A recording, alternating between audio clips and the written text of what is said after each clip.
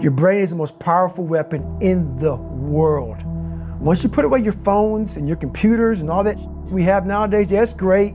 We're up to date.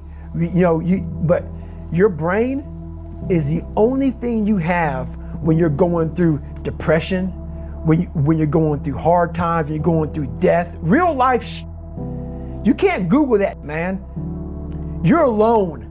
You're alone. You may have a shrink you're going to, you may have a best friend you're going to, but there's 24 hours in the day where you're alone in this brain, and your brain is talking to you in all kinds of ways, and it wants to control you and pull you in these different pockets. If you can't control your own brain and your brain controls you, you got to tell your brain where you want to go and how you want to go and how you want to get there. You got to control it. If not, it's over. What existed for me was, okay, man, how am I going to make this work? And all I knew back then was hard work. The only way anything gets accomplished. That's all I heard back in those days. You gotta work hard. You gotta work hard. I'm not getting I can't get this paragraph. I can't remember what the is in this paragraph to pass this test to get in the military. Read again. Still not getting it. Read again. But if you're not getting it, write it out. And that's how I started learning. Okay, well, I gotta write out everything I do. And then write it out again, and write it out again. And guess what happened? I got it. I can't swim. I'm negative buoyant. Go back again. I can't swim. Go back again. Go back again. Go back again. I got it. I realized if I keep going back and going back and going back until the just becomes, your mind will say, okay, we're gonna figure it out. Because he is not going to stop. It's not like I'm gonna try one more time. No, it's just like alarm clock goes off, boop, we're going back. I can't read right, we're going back. I gave myself no way out, and my mind realized that. They said, okay, we're gonna adapt and overcome now. Like a lot of people say, trying hard. Your mind knows, man. It knows this guy's bull. Me, man, this guy's lying. There's no truth behind it. When I was in Navy SEAL training, people go, how were you there for 18 months? The program was only 6 months long. You were in 3 hell weeks in 1 year. No one's ever done that. How did you do that? I talk about the new norm. When I lived in a $7 a month place when I was growing up for a short period of time, I loved it. I didn't know any different. That was my norm. Once we moved out of that place, we moved to a $236 a month place. I was like, I never want to go back to that little piece of shit. But if you go back to that $7 a month place and you realize this is where I live, this is all I got, your mind says, roger that, this is home. So when I was going through Navy SEAL training for 18 months and going back through all the hard parts over and over again, I told myself after the first time, I knew it was gonna be a long journey there. My body was breaking down. It was just how it was going on. I said, you know what? This is my new norm. So my mind said, it's like going to work. Like you go to work, you put your suit and tie on. I go into suffering every day. Every day, suffering, being broken, duct taping my feet up, stress fractures, shin splints, being broken. This is my new norm. And your mind says, if we're not broken, this ain't normal. We gotta be broken. So then your mind starts to get tougher and tougher and more callous. People go, how did you run on broken feet? Broken shins. My mind knew this is how we operate. We're in Navy SEAL training. This is what we are. I became hell. And that became my new norm. I gave myself no way out.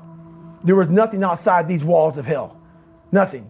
I love God, but for a short period of time, I became the devil because that was hell. I became the boss, the owner, the CEO of Navy SEAL training. That was my mindset. And that's how you get through things. You immerse yourself in wherever it is, and you become that. You become that and give yourself no way out. When I was 297 pounds and I was fat as hell trying to be a Navy SEAL, the scariest thing in the world to me, even to this day, was that could have been the rest of my life. I thought then I was trying hard. That's the scariest thing in the world. I thought then 297 pound, working for Ecolab, spraying for cockroaches, making $1,000 a month. I thought that was me at my 100% potential. Come to find out, a few years later, I wasn't anywhere near that. 106 pounds less, graduated Navy SEAL training, went on to do all these other things. Looking back on that, that was me trying hard. That's why people gotta understand, what is in us, we have no idea until we start trying hard. And I mean really trying hard, where you're obsessed with, hey, this is my new norm. My new norm is that, wow, this isn't always fun. It's not always meant to be fun. And that's when you know you're trying hard. People hear my story and think this guy is sadistic.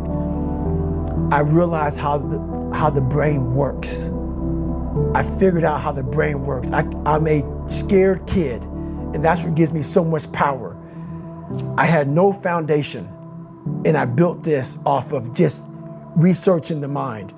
The feeling you get is basically invincibility. You realize that you can't do it all the time.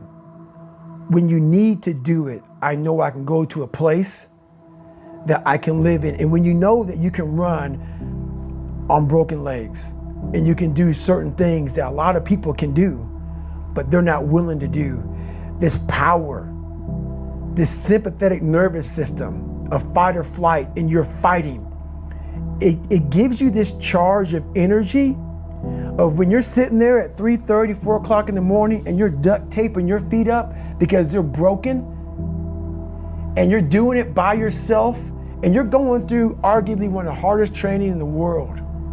And these guys, most of them are healthy, and you're going through it broken, and you're already at a disadvantage, but you're still there.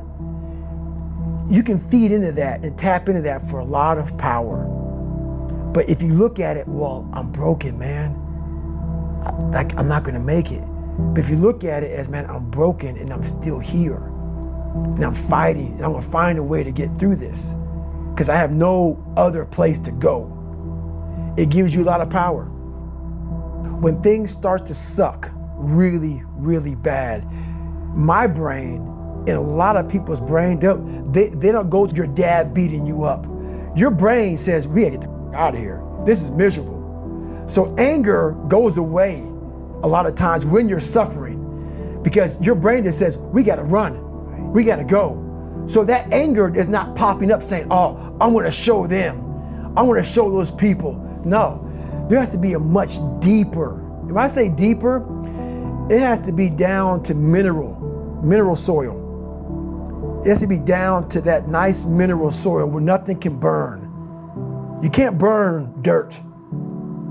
So it has to be down that low, that literally is something in you that's at the core of your soul.